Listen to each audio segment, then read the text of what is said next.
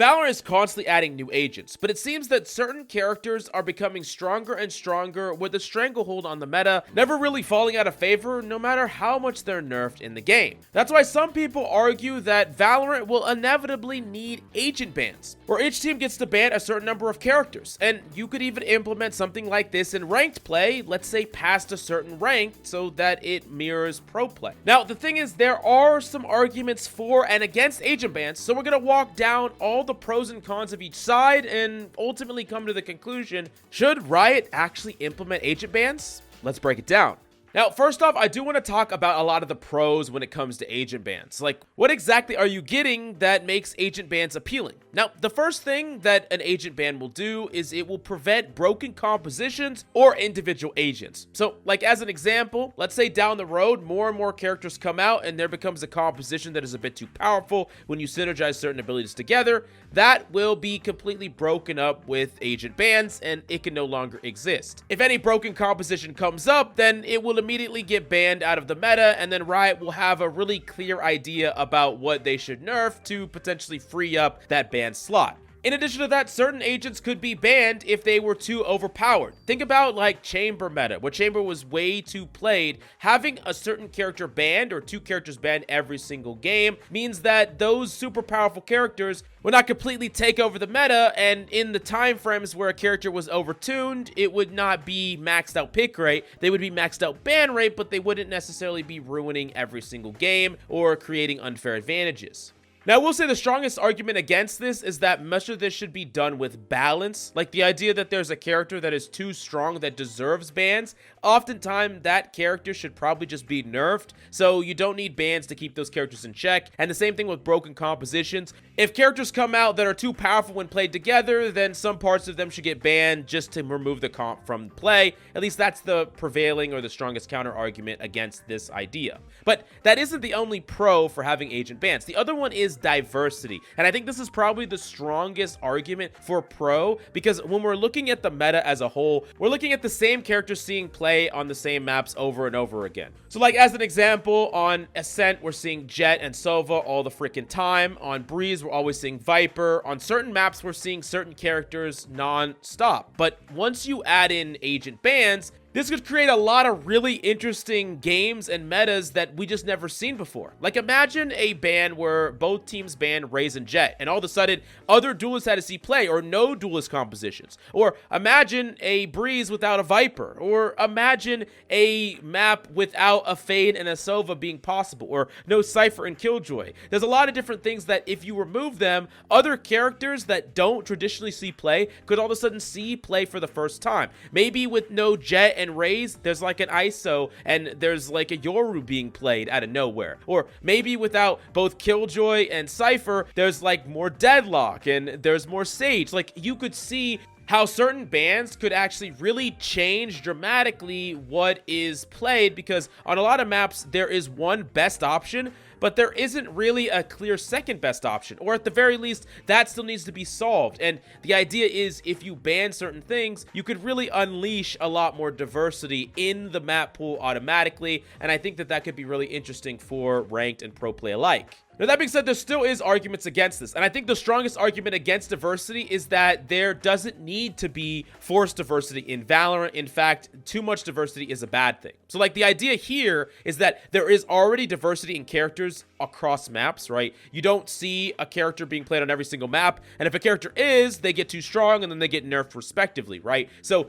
we have a certain pick rate diversity, and then if you make it so that that pick rate can be broken, and there's just randomness on every single game and every single map, then it can be really hard to scrim for and practice for, and then no one really understands what's meta or what's good, and everyone's just kind of trying to figure out how to always be someone that can adapt rather than being a team that knows how to play what the best comp is. And it's just creating a completely different version of Valorant that isn't necessarily a better version. So I can see that argument, and I think it's a pretty strong one as well.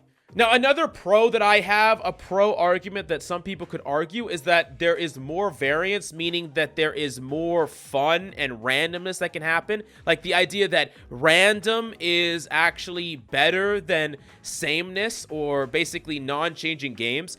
Because I do think that that can be a problem where it feels like there's the same characters always being played, the same strategies always being played, and it's kind of like an opinion thing where some players would like the little tiny changes and variances and optimization within the same type of comps over and over again and the same type of strategies over and over again, but other players would like bigger changes, bigger differences from game to game, not just small differences and playstyle differences, but character differences and a lot of different variety in the pro space. So I could see that as a pro, even if that does actually have a lot of that randomness that we did talk about that isn't the best for an esport in my personal opinion, or that could be the prevailing counter argument to that. Now, the last pro is the idea that adding in agent bans is inevitable, or something that will eventually have to happen once there are enough characters in the game. It's really hard to balance every single one of them, and it's also really hard to keep in check the many different synergies that happen between characters.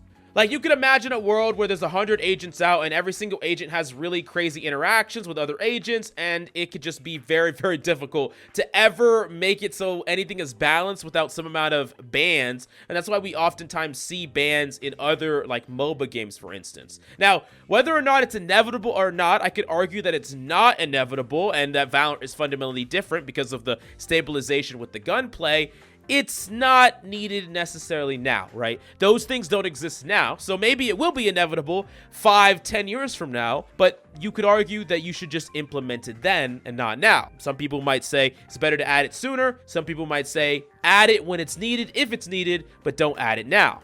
Now we're going to get to the cons and talk about the strongest arguments for no agent bans and then some of the counter arguments to those. So the first one is too much variance. We kind of talked about that a lot, where it's creating artificial diversity and variance, but that's not necessarily a good thing for pro play, people trying to learn the meta, people trying to scrim and practice. Adding in additional variance, while it can be like entertaining, it doesn't really make the game consistent or predictable, and those things are good when you're trying to have pro strategies and pro metas and players playing the best compositions at the highest levels of play, and it's all about optimization at that level, not necessarily trying to be always like adapting to whatever weird thing is happening in this game because they banned two like really wild characters, or like this 2 Dome Smokers banned or 2 Sentinels banned or whatever, right? It feels like there could be a lot of variance where you always want like the best team to win, right, at the end of every single tournament. And I do think that if you add agent bans, you could increase the likelihood that like the raw better team might lose due to this extra variance in some situations.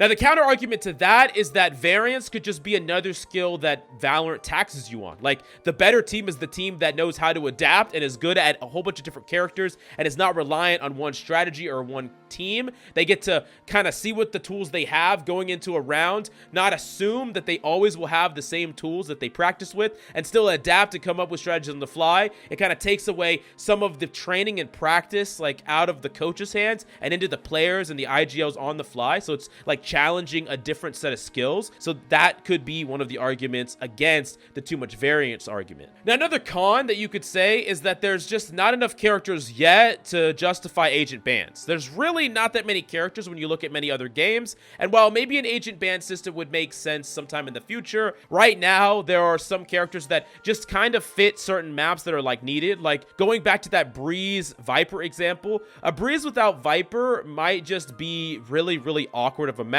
where the map is going to have to play like a double controller with like a harbor and a smoke. But imagine like no Viper, no harbor. Then it's like really awkward with double dome smokers, and like you're not even really able to cover what you're supposed to cover. And it could just create some really weird and wacky and silly things because there's just not enough agents that overlap in the same capabilities to do like the fundamental things on certain maps that it just wouldn't make sense. Now, my strongest counter argument to that is that maybe that would be fun. Maybe that would add some cool things. Maybe it would be kind of crazy to see some really weird double, triple controller setups or whatever on certain maps. I think it would add interest as a watcher and a viewer, but I could definitely see how there could be some frustrations in playing that. So I'm a little bit on the fence here, but I do think that if you like the variance, then you probably wouldn't see that as a con. Now, another con is that balance is just better if possible. Like, if you could just balance the game to where things aren't broken, comps aren't broken, agents aren't broken, there's diversity already built into the game. You don't need something like agent bans. Like, oftentimes bans in a ban system implemented is kind of like a band-aid fix for bad balance, which historically Riot has had really good balance. So as long as they can maintain fair balance, then it doesn't really make sense to add this ban system. It doesn't really make sense to create artificial diversity and maybe in some ways create more imbalance when you already have a fairly balanced game. Now, the big counter argument to that is that maybe it's going to be harder to keep the game balanced as you add more agents in the game, or maybe that balance and perfectly balanced is creating some boring meta, some staleness, some sameness, and I think it kind of comes down to a matter of opinion, whether or not you like a optimized meta where the characters that are played are kind of similar on every single map and there's certain map-based metas, or would you rather have it to where there's never a map-based meta and every single meta on every single map can always be changing and create variants through the ban system? It's kind of going to be personal preference here. Now, the last con, not really a great con because I think there's ways around this, but it's if bans exist in ranked, which ideally they would, like past a certain rank, like maybe once you get to Ascendant or maybe Diamond, bans are actually in ranked and you could actually ban. It would be weird to be able to surgically target someone's main as a ban, right? Like if you know that there's a certain player against you that plays a certain character really well, you can ban that character. And a lot of people really like to play the characters that they're really good at, and they're not going to love having their character banned. Maybe forcing people to be a little bit of a flexible player is better, but it also could backfire and feel like you never get to play the character that you really like. So I'm not entirely sure how that would play out, and I'm not entirely sure how they would implement agent bans in ranked play, but these are just some of the things you got to think about if you're trying to make an argument for or against agent bans. Now, I've said my piece, I've said some pros and cons, but I definitely didn't hit all of them. So if you have a pro or a con to agent bans, let me know in the comments down below. And do you personally think that agent bans should be implemented in Valorant now or later? Give me your best argument for it down below. And I really hope you enjoyed the video. Please smash that subscribe if you did. Thank you so much for coming by. I hope you enjoyed the video, and we'll see you next time.